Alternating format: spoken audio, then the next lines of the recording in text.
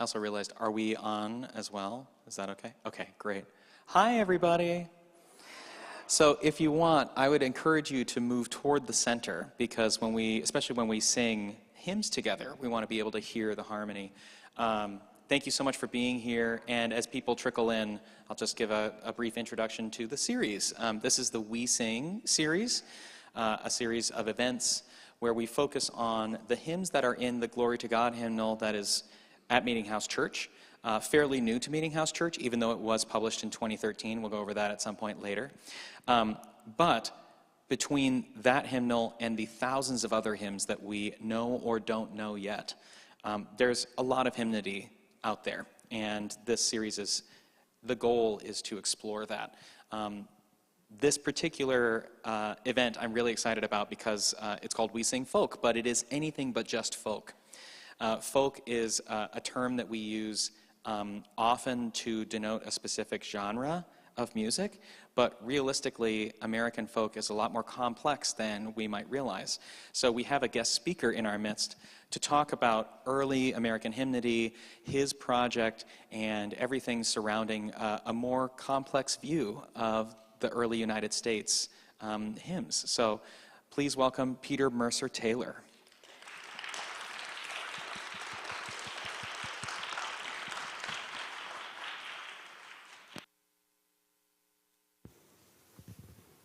I'm on. Good afternoon, you all. It is a wonderful thing to be here. I am Peter Mercer Taylor. I teach at the University of Minnesota. I work in the School of Music as a music historian. I want to begin, though, by just saying what a lovely thing it is to be invited to take part in this afternoon's events. I hope that you all have some understanding of how lucky you are to have somebody like Paul in your midst to put together events of this kind. Hymn sings. Yes, let's hear it.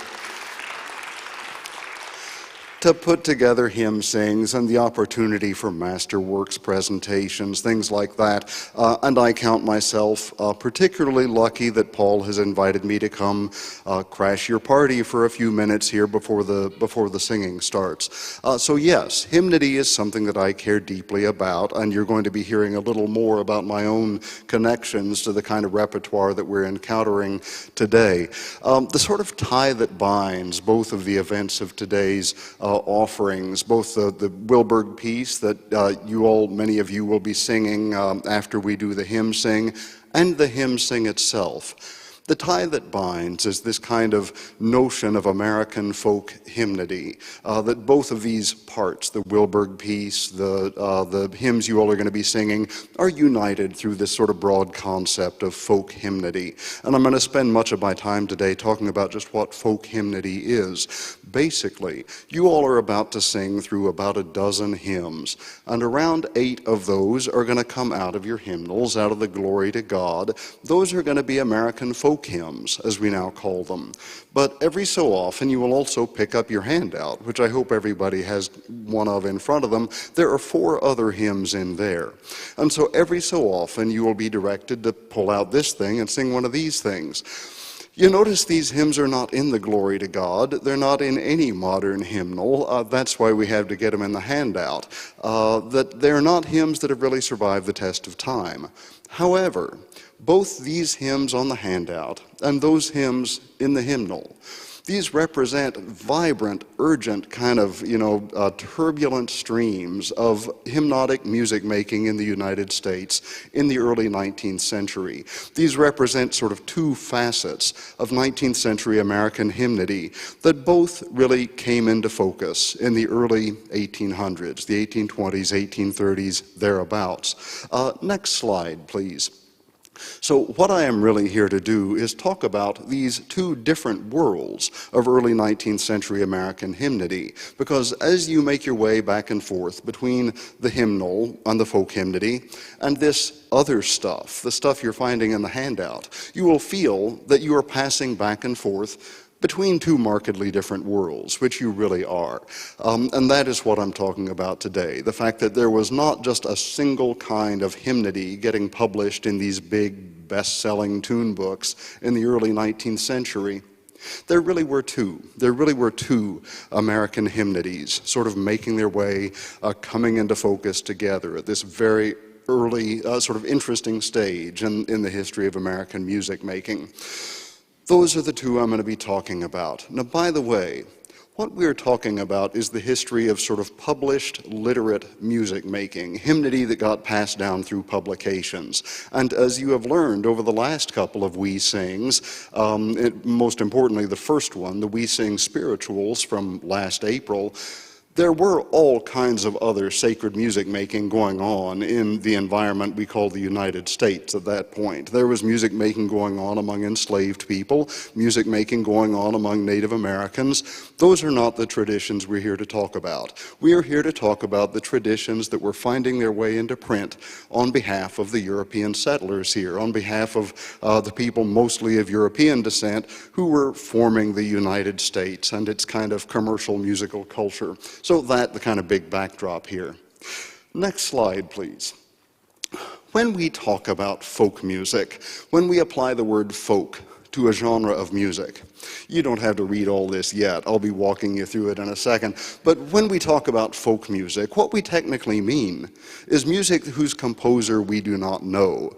You know, most music got made up by somebody at some point. But if what we're talking about is folk music, we're talking about music that just kind of burbled up from somebody. You know, somebody started playing a folk tune on a fiddle that sort of went a little like this. They taught it to one of their kids. The kids passed it along. You know, folk music does not have a known author and does not have a definitive form. It's music that just passed on from generation to generation. Some of the stuff that we call folk hymnody actually worked that way. That's actually kind of where it came from. But a lot of it didn't. And so what I have on the slide up here are sort of 4 chapters in American music making, I mean the big, deep history of American music making, 4 chapters that end up kind of feeding into the world of what we call American folk hymnody. This is just a sort of big, sprawling umbrella that actually encompasses a lot of stuff. Okay, so from the early days that we have European settlers in North America, there is folk music present in their lives. They learn certain songs from their parents growing up, their grandparents, whatever, you know, for the whole time that they're Europeans settling this place. Folk music is much of what they're doing. Folk songs, fiddling tunes, things that they have learned through oral transmission, many of which went back for generations, many of which originate in the British Isles, other places in Europe, some kind of stuff getting made up in North America. There is a vibrant actual folk tradition that ends up mattering when we come around to the folk hymnody we're here to talk about. In 1770, a very interesting thing happens. This guy from Massachusetts named William Billings publishes what he calls the New England Psalm Singer. In all of human history, there had never been a book of music published whose entire contents were written in America. That nearly all of the music published, all the stuff you could pick up at that point in sheet music form and put it on your piano or whatever, it was nearly all printed in Europe. Most of it was written in Europe, England in particular.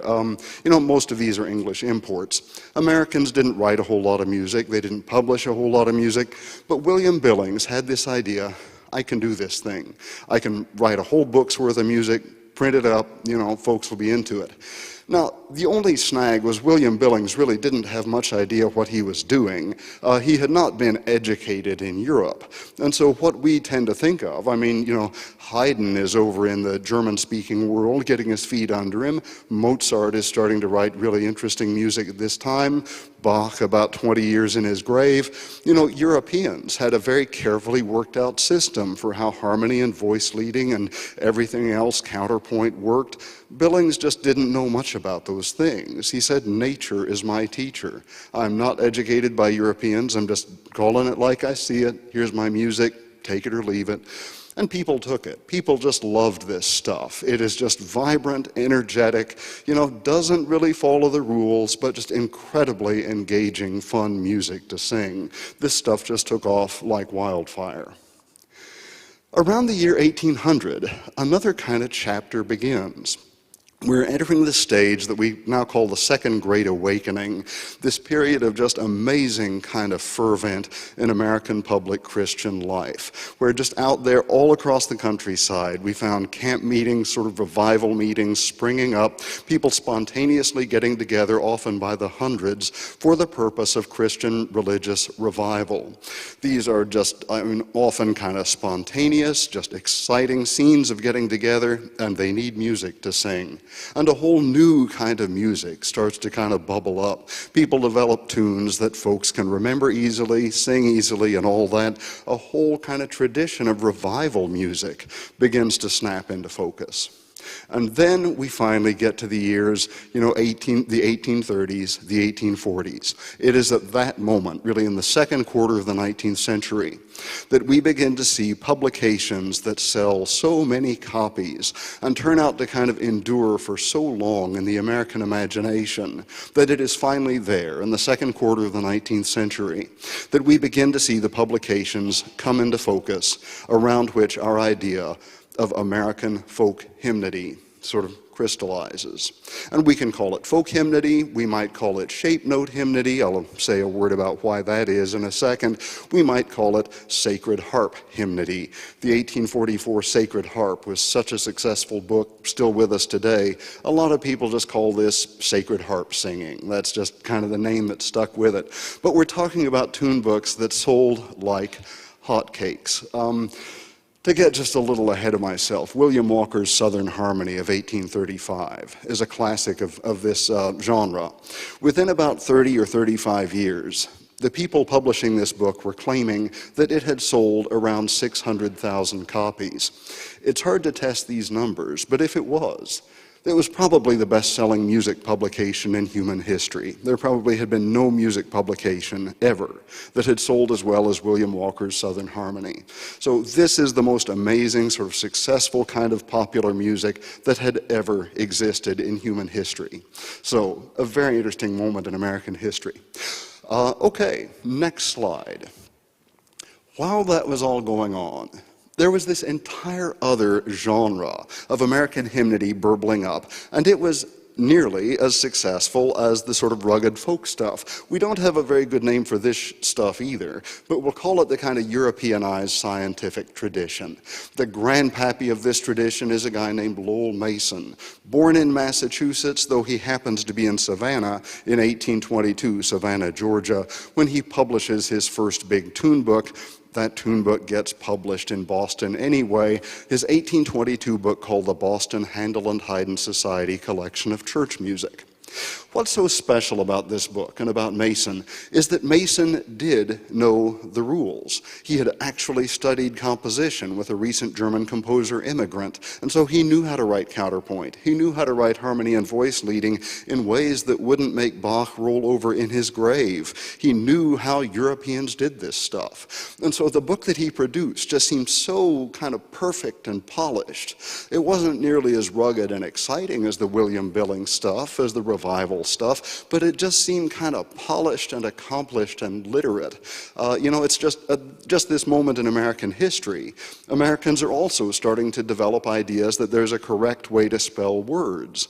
And that's exactly the kind of thing we're talking about, that there didn't used to be an idea. It's not just that people didn't know how to spell, it's that the idea that there was a correct way to do it, was just then coming into focus. Same with music. Mason wanted to sort of get out an idea. There is a right and a wrong way to put notes together. Billings is doing it wrong. The revival people are doing it wrong. I'm doing it right. I'm doing it the European way. So take it or leave it. But your hymnal, Glory to God, it's all done the European way. Mason won. Everything we now sort of take for granted is going to be done according to this certain rule book.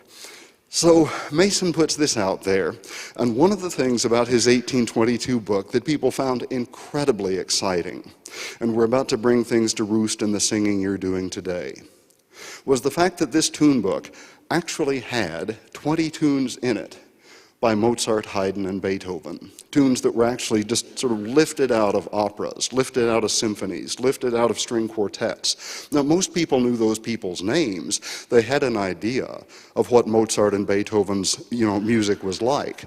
But a lot of Americans had never heard any of it. And so the chance to actually sort of go to church and hear a tune that actually comes from a Mozart opera, like this was really exciting stuff. And so you get the idea. We have a whole sort of second world of hymnody emerging here. Built around the idea of establishing ties with Europe, finally establishing ties with European art music, with actual serious European classical music. And these two worlds just sort of putter along together through the 1830s and 40s. This right side of the screen also produces its major bestsellers.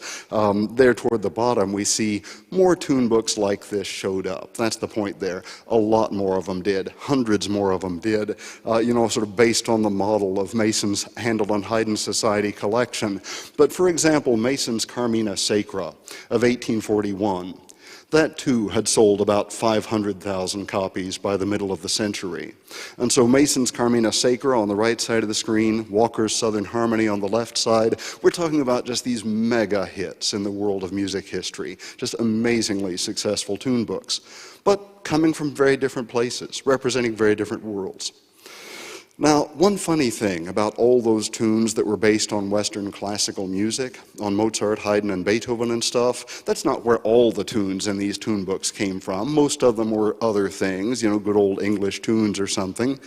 But on the right side of the screen, all those tune books did incorporate some classical music. That stuff is nearly gone today. It's been nearly all forgotten.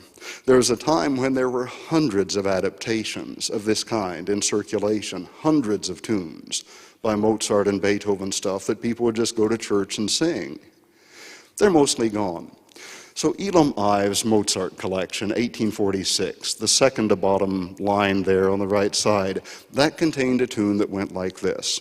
Da da da da da da da da da da da da. Okay, that's great. It's a hymn tune. You know it. It had different words than you're familiar with. He had a different text in mind for it, but he developed a hymn tune out of the last movement of Beethoven's Ninth Symphony.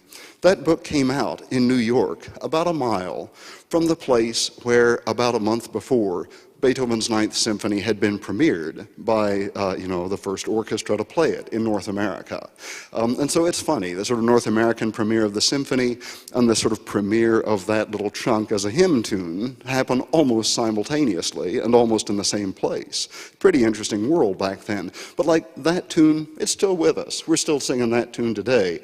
But the other 300 of these things, however many hundred there were, have gone. So it's an interesting world back there. Let's turn real quickly. I will wrap up shortly, but I want to get lost in the weeds for just a moment with this folk hymnody. Next slide, please. I actually want to look at what this sort of thing looked like on the page, because this part is a little bit fun to me. So here we have two copies of the opening of Amazing Grace. On the top there is the one you all are about to sing. That's how it shows up in Glory to God, your hymnal. The harmony's been sort of cleaned up a little from the earlier versions, but there it is. That's, the tune that you're accustomed to. There on the bottom is how this tune showed up in William Walker's 1835 Southern Harmony. Now, the tune had been around for a while. It probably started life as a folk tune, but got turned into a hymn a few years earlier than this. And the text had been around at this point for over 50 years. But nobody had ever put Amazing Grace, the text, and bum bum ba da da da da da da, that tune together until 1835, William Walker's Southern Harmony. So here it is. That's where this all begins. This is where Amazing Grace, as we know it, sort of came together for the first time. Now, the first thing we notice is that that melody I just sang is not on the top line. It's in the middle line. And I'll keep this short and simple, but nearly all hymnody published in the United States before the Civil War, that is where you would find the melody, in the second to bottom line. If it's a 4-part piece, a 3-part piece, whatever, the melody is in the second to bottom line. There's a very simple reason for this. Singers like to open score. They like to have their individual parts to sing, and that's great. But keyboard players can't read all that stuff. Keyboard players can't read 4 lines worth of music, so the piano players, the organists, had to have something to read. And so you give them a bass line on the bottom and the melody on the second line, and so that becomes the right and left hand of the organ. They'll at least get those 2 parts right, the bass and the tune. And then they can make up some parts to stick in the middle if they want to, or they can just play those 2 parts, whatever. But that's why we find the melodies on the second to bottom line. You'll also notice that all the notes are funny shapes. Some of you will have seen some of this before, some won't. This is called shape note notation. There were different versions. Sometimes there were 7 different shapes. Sometimes there were 4, as there are here. Sometimes there was a different number. This is a 4-note tradition, 4-shape tradition.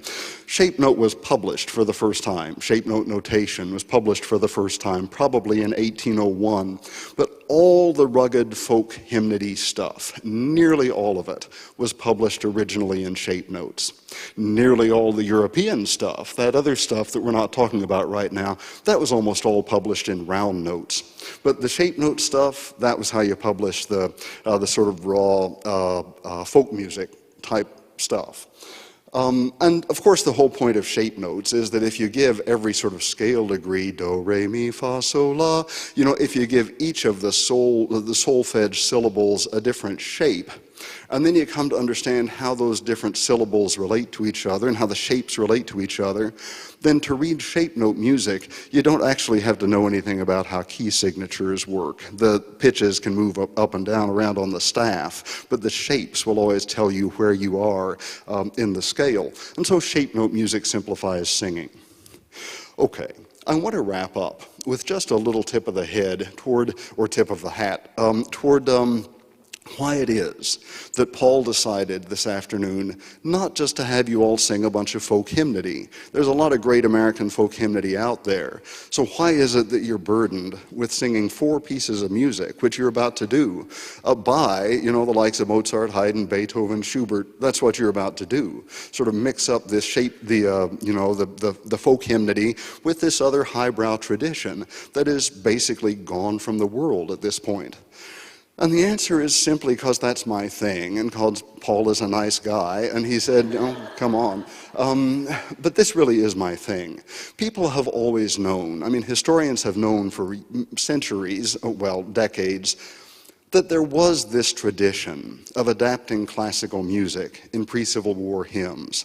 But nobody had paid much attention to it. It's weird stuff. Like, who really needs a bunch of kind of weird little adaptations of snippets of Mozart and Beethoven? We've got actual Mozart and Beethoven around now. You can hear anything you want. Why do we need these little hymn tunes? So nobody paid much attention to them. And so I spent, around 10 years off and on, kind of, my wife is right there. You can ask her how on and off it was. But, I spent, 10 years off and on, heading out to archives. I went to 6 or 7 different states, just pawing through old hymnals, looking for these tunes, gathered them up. Next slide, please. Wrote a book about it. In 2020, out came Gems of Exquisite Beauty, How Hymnody Carried Classical Music to America. This is a big honkin' book. It is not for the faint of heart. What's a lot more fun, next slide, please. What's a lot more fun is the website. At the same time the book came out rolled the website. On the website, we find 278 of these. It's like a hymnal's worth of music, 278 hymns. But they're all hymns published before the Civil War in the United States based on classical music. And a lot of them are really, really fabulous. And so this was a lot of fun. So you can find all the scores there. You can find piano recordings by my friend Tim Lovelace at the University of Minnesota. It's fun, to me at least, just to kind of paw through this stuff. The website is called AmericanClassicalHymns.com. You can go there any time of the day or night.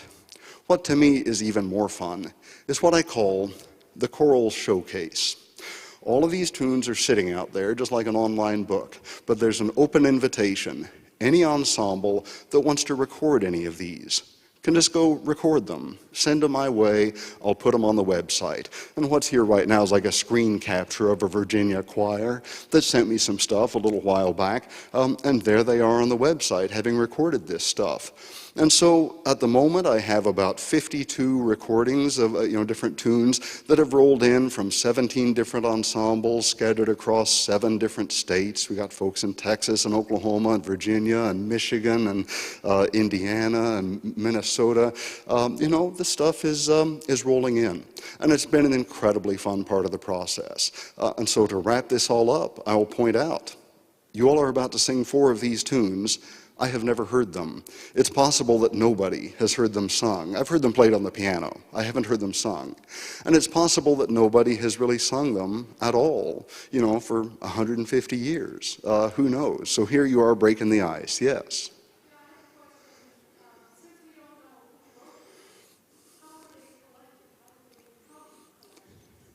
You mean like this kind of hymnody? I mean, yeah. But I could talk all day, and you really don't want that. We know who wrote them. The guiding light, as these things went along, I almost brought one of these tune books today, but as you're pawing through American tune books, published in the 30s and 40s, 1830s and 40s, they have composers' names on the tunes that are by famous composers, if that helps answer your question. I mean, it says this tune is by Mozart, and so you know that you're looking at a tune book published in 1846 by Elam Ives, and you flip through the pages, and okay, there is a piece that says Mozart at the top. And so what the real process of me gathering all these up, I know you wanted my life story, the real story of me gathering these up is like seriously just going to archive after archive after archive, pulling out these 300, 400 page, hymn books, sitting down with them, flipping through them, looking for the name of famous composers. And I did that for a long, long time. At the end of that time, of course, I take pictures of everyone I find, and then I go home with my 400 pictures of different hymn tunes, based on classical composers. Okay, so which pieces did those come from? God knows. I mean, somebody probably would, but I didn't recognize a whole lot of them right out of the bat. A lot of them come from pretty obscure pieces. And so next, you sit down with the thousands of pages of these composers' complete works and paw through them looking for the melodies. And so what we have on the website are the 278 success stories, the time that I actually figured out, okay, here's a tune, published, advertised to be by Mozart, turns out actually to have been by Mozart. It came from this, early opera, Act 3, whatever. And so that's the story. Does that answer your question? Is that... Okay. I'm happy to talk more. But, and I'm at the University of Minnesota. I'm not hard to find on the university's website. Drop me an email if you'd like to talk more about these things. I think I'm done. Okay, thank you all so much. Happy singing.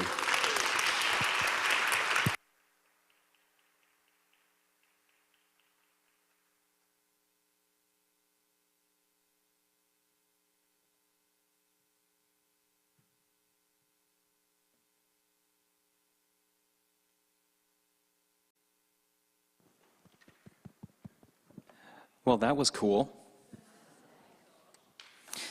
Yeah, let's give him another round of applause. Thank you so much. One of the reasons why I started the We Sing series was to do that, to dig in, right? If we continue to sing hymns without any sort of context, it sure could sound fine. It sure might be fun to sing, but hymns in many ways bring a lot of history with them, and that's part of the reason why they still exist today. So with that said, I will not tuck your ear off because you heard someone do a much better job than I could. So we will mostly sing from here on out, okay? But when you take out your program, which looks like this, just make sure that you keep an eye on when it says a number versus anthology, right? If it has anthology next to it, it means it's in this packet that you picked up with the program, okay? So first up is number 415 in our Glory to God hymnal. And this one does come from Southern Harmony. It's originally a shape note hymn, which is very cool. So this is 415. And you can stay seated as we sing these, okay?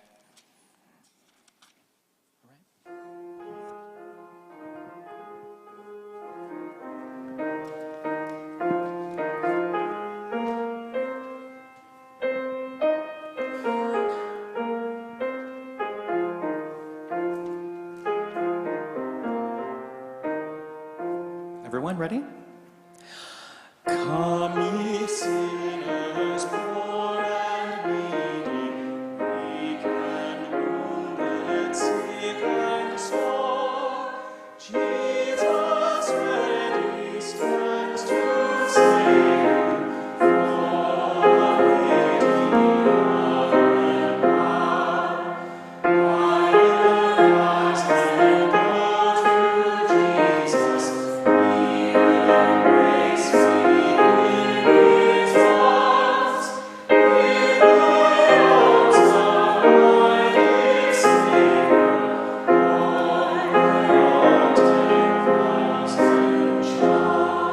Before we go on, verses 2 and 3, if you are excited about parts, you're welcome to sing.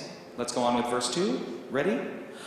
Come ye thirsty, come and welcome, God's free bounty glorified, to believe and true repentance, every grace that brings you nigh.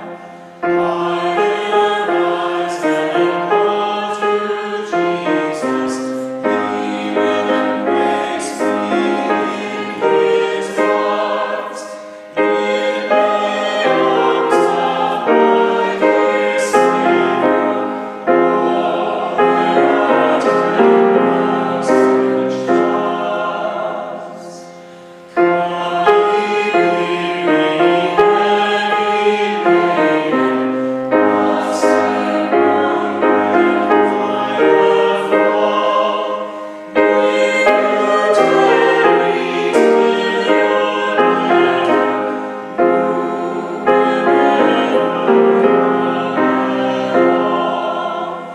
I will rise and go to Jesus. He will embrace me in His arms, in the arms of my dear Savior. All there are 10,000. Let's stand for verse 4. Ready? Let not conscience make you linger, nor of fitness from we dream. All of fitness He requireth is to feel need of Him. I will arise and go to Jesus. He will embrace me in His arms, in the arms of my dear Savior. All there are 10,000 stars. Have a seat. Thank you so much. By the way, I asked you to stand in the last verse, and that is also a part of hymnody traditions. In several other congregations and sects, there tends to be a want to rise in the last verse. And you might notice that we sang in unison first verse and last verse, and that is also tied to actually the shape note tradition of educating the populace as we sang hymns, right? Starting with a melody that we might get comfortable with, and then trying out some different parts, and coming back to the melody when we have the punchline of the hymn. Very cool. Let's move on to the anthology. This is the first hymn in the anthology. You'll see at the top it says Marina. That is the hymn tune that is assigned to this hymn. So we will sing, as far as I can tell, yes, we will sing all three verses, and the second verse you can sing in parts as we just did. Okay?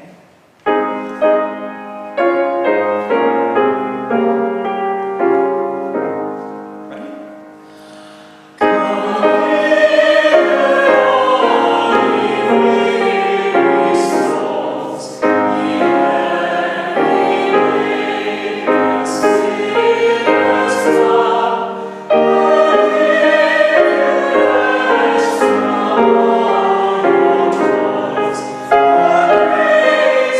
To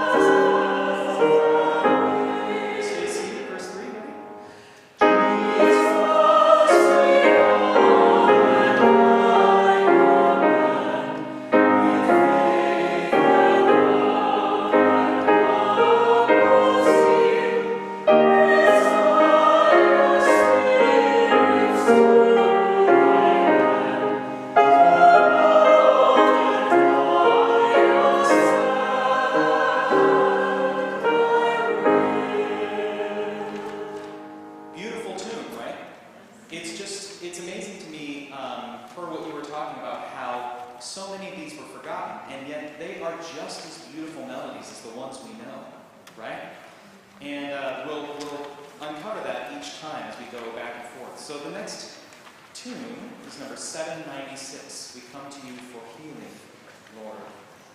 You'll also tend to hear similarities between these hymns, whether they're classical or the folk hymns in nature, because there are aspects of the shape note tradition that make it likely that it'll be maybe more pentatonic than usual. And we can dig into what that means in a second here. But this one has the folk hymn from We Come to You is actually originating from England and Scotland. So, very cool. We come to you, and we will only do verses 1, 2, and 5 of this one.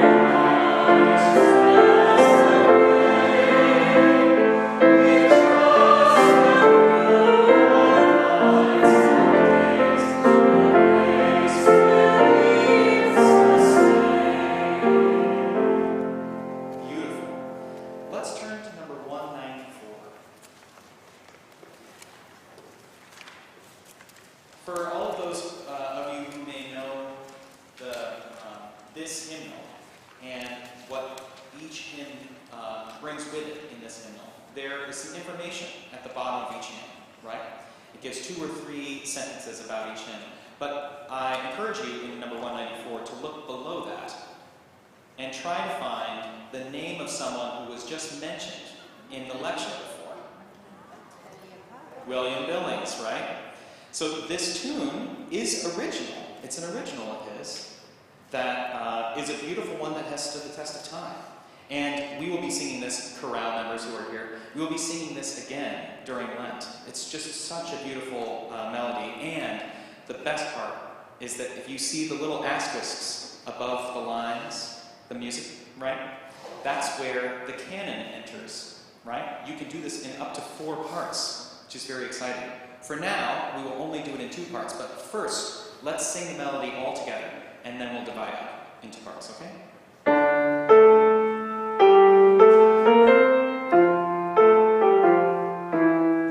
Everybody together,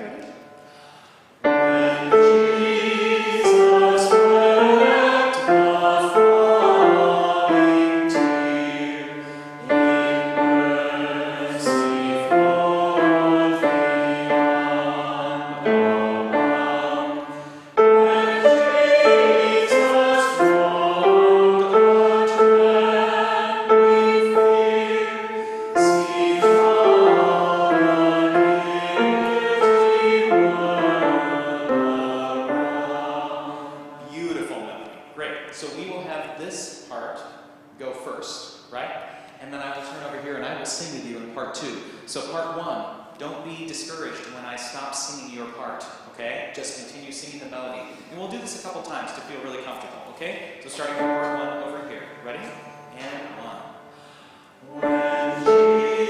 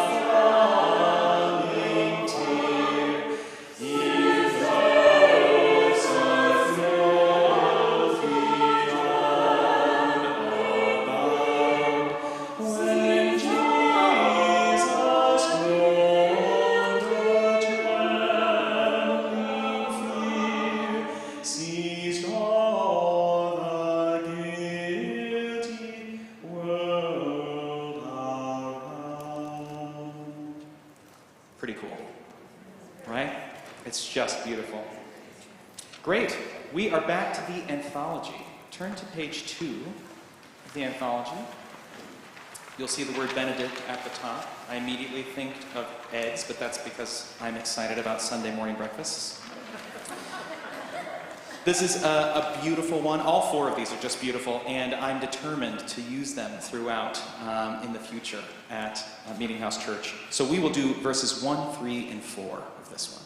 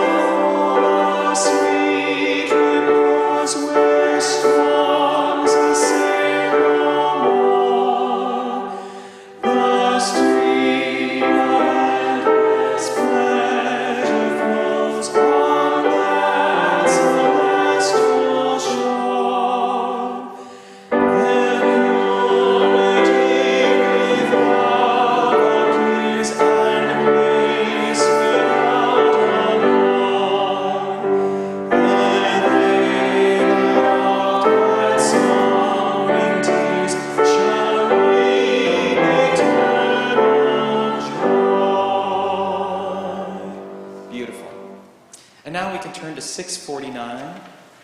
This is a hymn that I'm sure none of you know. What's beautiful about this is that it's all tied to what you brought up in your lecture. This is a hymn that has stood the test of time, and yet it has so much more history than we give it credit for when we sing it, usually.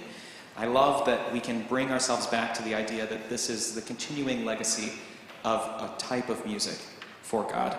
So we will sing verses 1, 3, and 5 of Amazing Grace.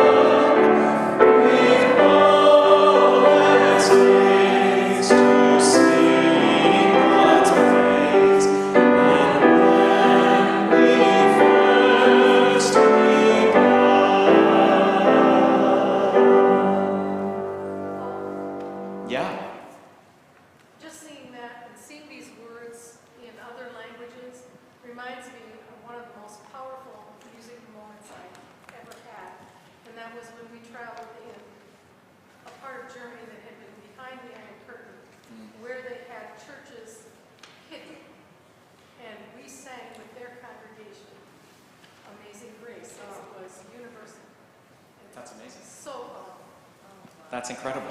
It is a universal thing. And it is a universal thing to sing together, which is part of the reason why I'm so excited that we get to continue this series. Thank you so much. Thanks for sharing it. Great. Let's move to number 817. 817.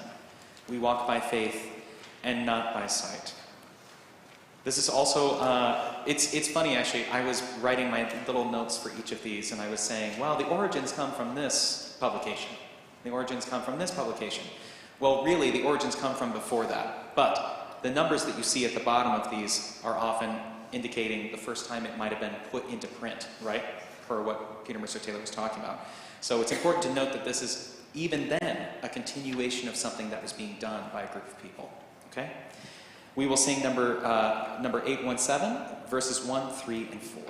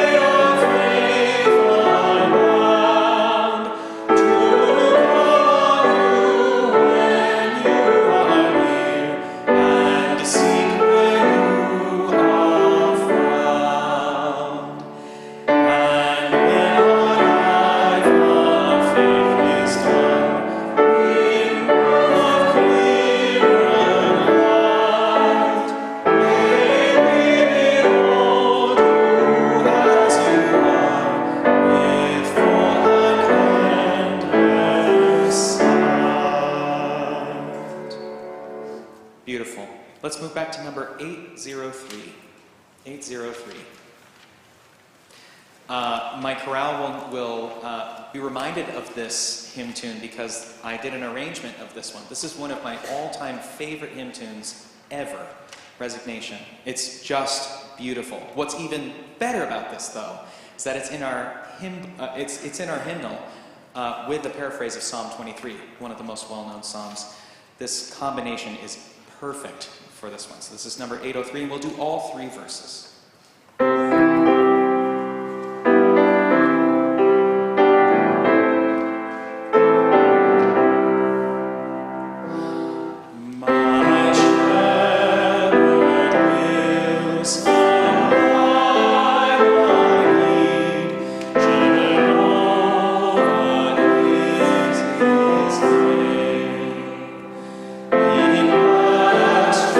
Fresh he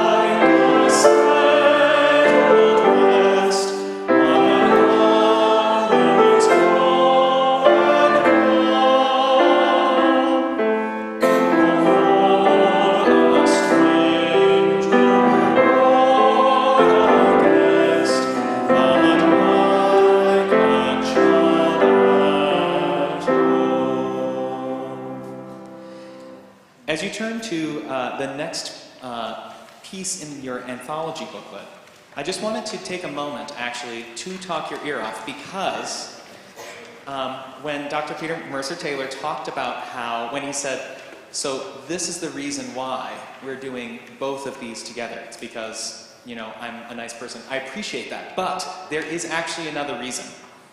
Your whole conversation about this, 15, 20 minutes, talking about how there were two sides of the same coin, they were happening at the same time, right? Is indicative of the fact that something was popular back then, right? What were they watching? Were they watching Desperate Housewives? No. They were listening to some of the classical pieces that were arranged into hymns. Those were the popular pieces of the day. And so what we're actually doing right now is taking a step back in time to a time when whatever we're singing today was actually popular, right? Some of these pieces in this booklet that are unknown were known at that time, right? And so it begs the question, what is popular today and how could it be adapted for use in a similar way? It's different now. We have copyright infringements, right? We have people who own the right to a lot of music. And for many reasons, rightly so. As Vivian asked, who owned that music? Who created that music originally? A lot of this music was created over time, in passing, right, by oral tradition. Now, if someone creates something, they can put their stamp on it, and people can become famous or well-known for something that is beautiful, and they are the writers. But what's cool about this is that all of this was popular at some point, and yet it was also not really known who wrote it, except for William Billings, right? And other specific people. But they also had popular music turned into hymnody, which is just a very, very cool way of thinking about how this is all tied together. So, with all that said, we're going to sing a Mozart tune that some of you probably know outside of this context. We will sing all the verses of The Lord is Our Shepherd, aka 1 and 2.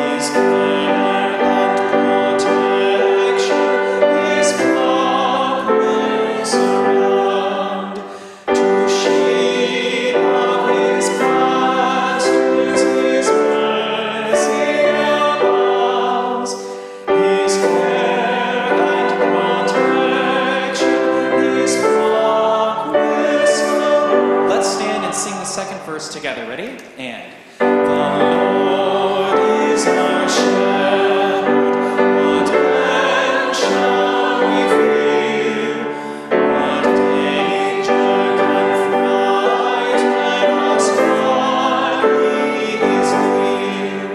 Oh, when He calls us, we'll walk through the vale, the shadow of death, but our hearts shall not fail. Oh, when He calls us, we'll walk through the vale, the shadow of death, but our hearts shall not fail. Thanks so much. Have a seat. That's funny. It did actually get me thinking. I wonder if there's a Beyonce tune that would be a great hymn.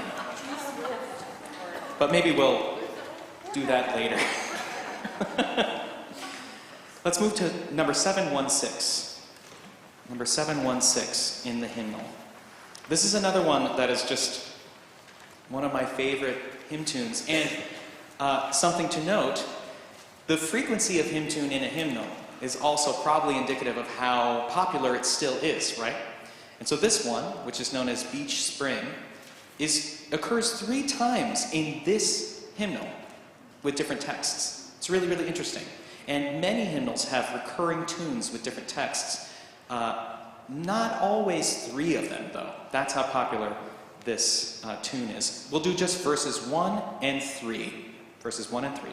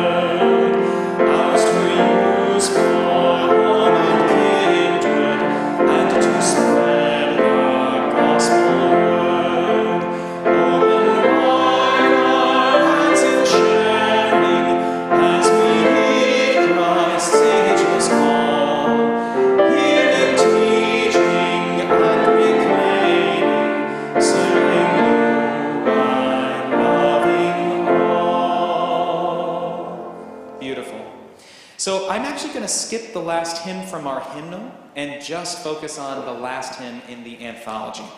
So turn to the last page of that booklet that you have.